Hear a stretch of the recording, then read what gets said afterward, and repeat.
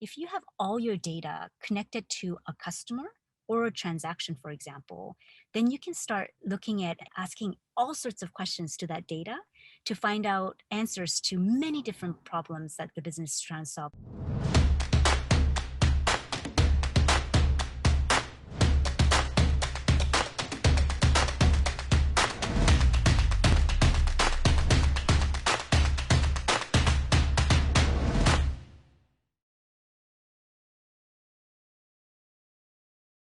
Revenue operations for our company that I work for right now is somewhat new in that, we used to have, and I think a lot of organizations still have kind of the traditional model of the difference between kind of sales operations, marketing operations, customer experience operations, kind of in a siloed fashion.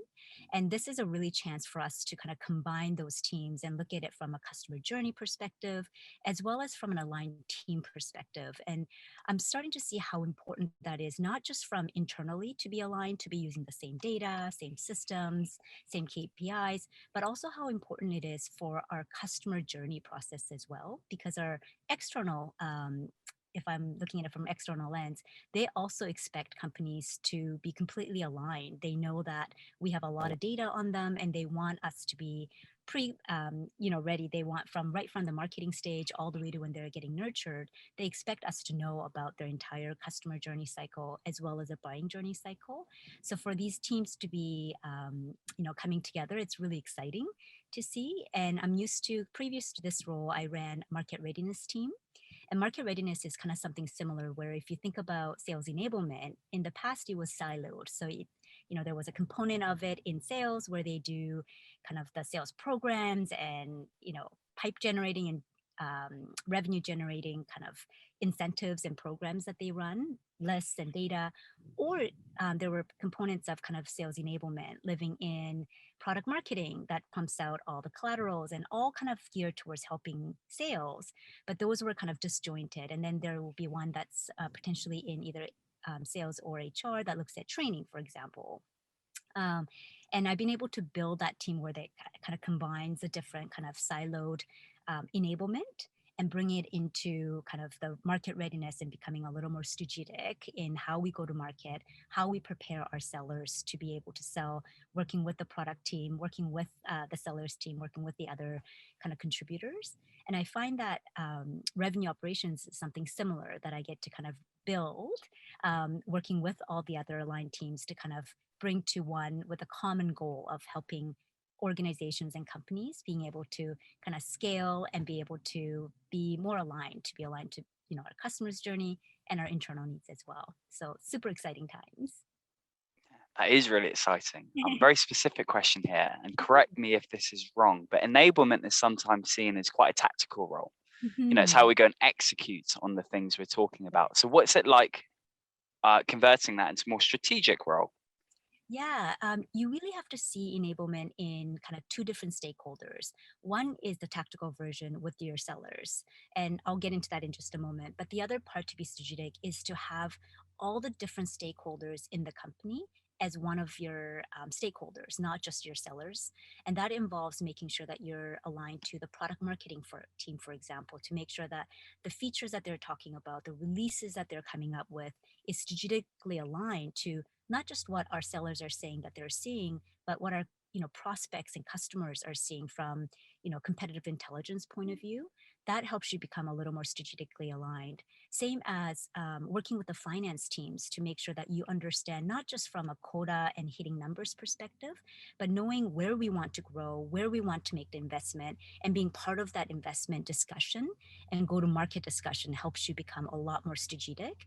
And that helps the sellers too, because often, I'm sure most of your viewers and sellers would agree, that sellers get really kind of whipsawed back and forth year after year between the different strategic initiatives, different focuses that the companies might want to take them on. So for a market readiness team or enablement team to be strategically involved, to me, means being able to kind of amplify the nuggets of what the company wants them to do and reduce that noise and being that filter to make sure that they are going after the right things at the right time, as opposed to everything at all times, which is what sellers kind of deal with on top of hitting their numbers, on top of all of their kind of the sales stresses that they have. So I would say that being strategically aligned to the whole business, and you need the buy-in from the leadership to be able to do that, and having teams created not from a tactical role, but having somebody oversee that from a strategic level is incredibly important to be able to make that impact.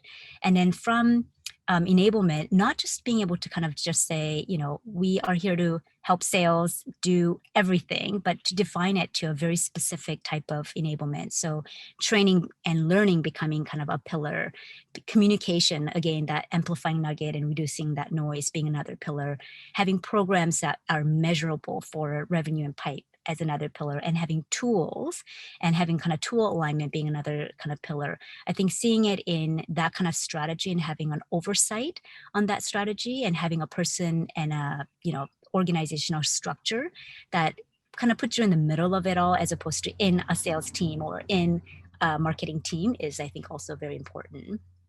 Okay. So when we have enablement involved in the strategy setting, it helps reduce the noise for what they're Yeah, communicating to the sales team.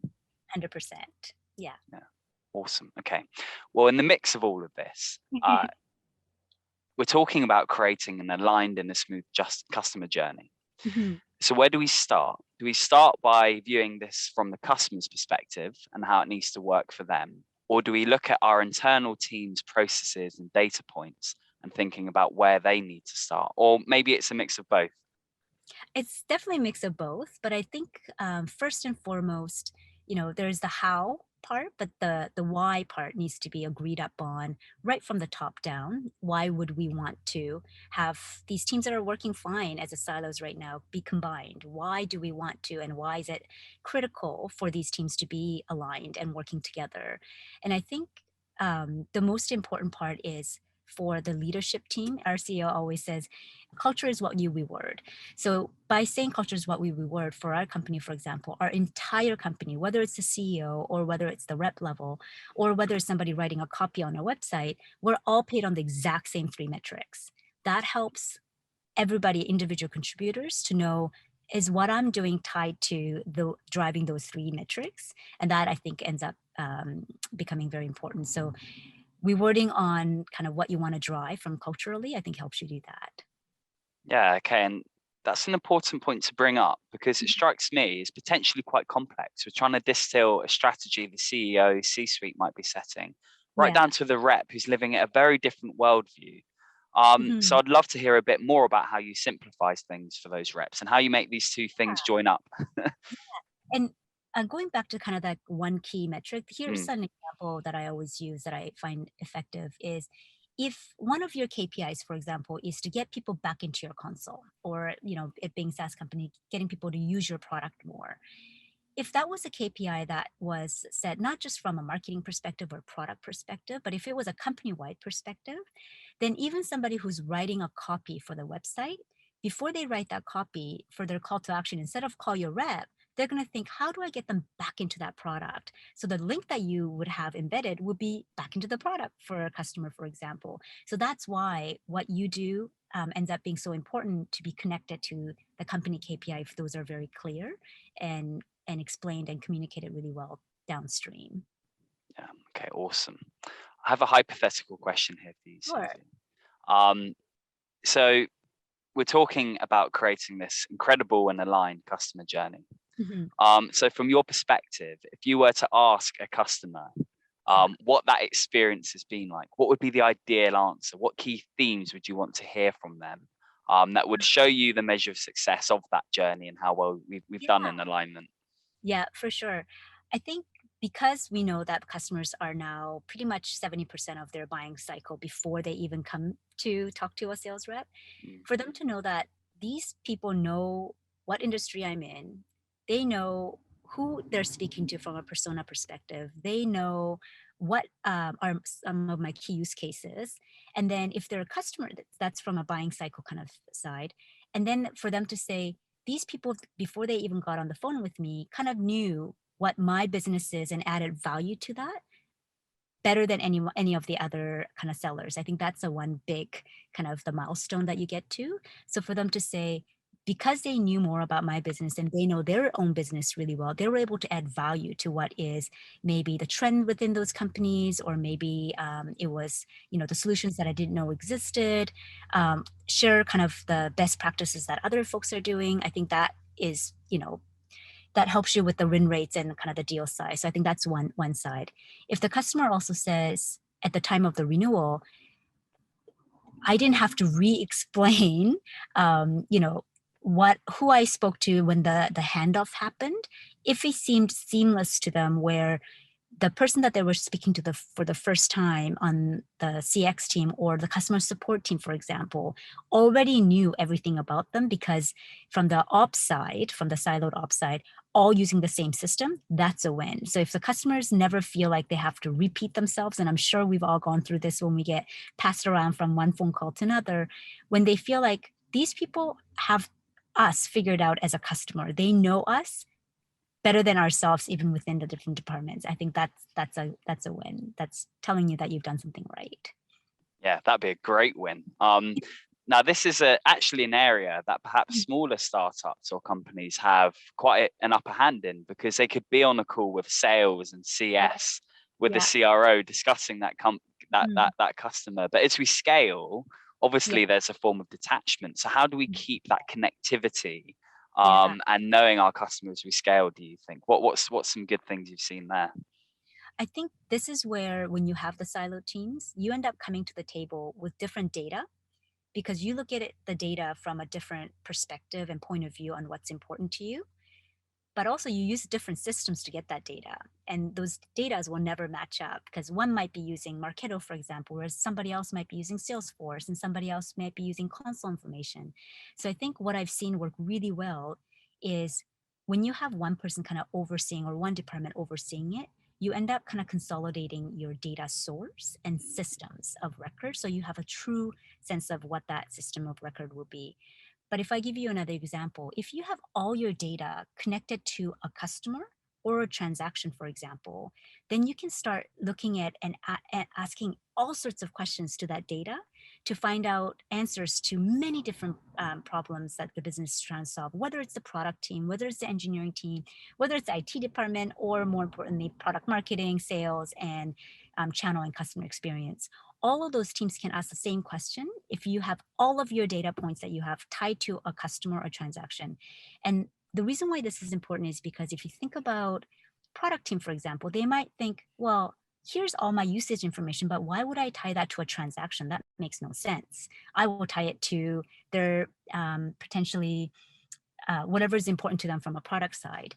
But the reason why that's important is, at the end of the day, you need your data segmented by the customer and your transaction, so that you can make that data useful for your go-to-market strategies or your annual planning for investment purposes. And I think for those reasons, it's really important for folks to be using the same system and being able to connect it to the same key kind of areas that you want the business to be, looking at the data by and from. Okay. Well, that's very interesting, because one of the things we talk to ops folks about here is when there's different teams, different types of folks looking at data, it needs to be really digestible, doesn't it? Like, it needs to make sense, needs to be understandable. So what's a great way, or what's some really good methods of making the data digestible so different types of brain types and teams can Yeah. understand it as well as an ops person would do? Yeah, I think visualization definitely helps, but I think starting with not the data, but the business problem you're trying to solve, Yeah. I think often helps. So I think um, starting with what you're trying to solve and what the business impact is, and then always providing insight. I see so often, especially ops teams are guilty of this, and I am as well, and so is my team. We tend to just give the data, hoping that they'll know kind of what they were looking for within it. I think it's really important, even if it's a very self-explanatory data that we've seen all the time, to take a step back and kind of, if you were to give a headline for that, particular data, what would your sub headline be? What do you want them to take away from it? Even if it's, again, something that they're used to seeing all the time. Is it a good thing? Is it a bad thing? Is there call outs? Is there off, events that happen that contributed to that data being the way it is? So I think always providing the insight, and starting with the problem you're trying to solve and the insight you want them to take away, in terms of business impact, I think is an important communication style that ops teams need to adopt. Yeah, almost like a TLDR, like Yeah, the summary. Yeah. exactly. Yeah, Okay. Final question of the interview then, Susie. If you're in a room full of rev ops and sales ops heroes, yeah. like the best ever, what would you ask them? I would ask them what's next. Mm. I would say, and I would ask different questions, to sales folks versus the RevOps folks. But if they were all in the room, I would say, what's next? I think at the end of the day, salespeople are the voice, of our customers and our kind of selling cycle. So I would say, what do you need, for the ops teams and the entire business to support you? And I would just leave it very, very open, so that we can hear from them, because sales folks are under a lot of pressure, and they're under a lot of different directions. So I think just hearing from them what would help them and what are the frictions that we can take away from them, I think is incredibly helpful. And I think ops teams often also hold the answer to the friction problem. So if there's frictions that we can take away, whether that's people, whether that's systems, whether that's tools, that can be solved, and there are so many out there, I think it's just, hearing from them what's next. And I think we've actually asked this question to our own group, and it's take the noise away. I think that's what I hear often. There's just too much. So what are the things that you want me to do? If there's, tools, consolidate them. If there's, direction, consolidate them. What are the things that you want me to focus on? But I would leave it open and say, what's next? What do you need?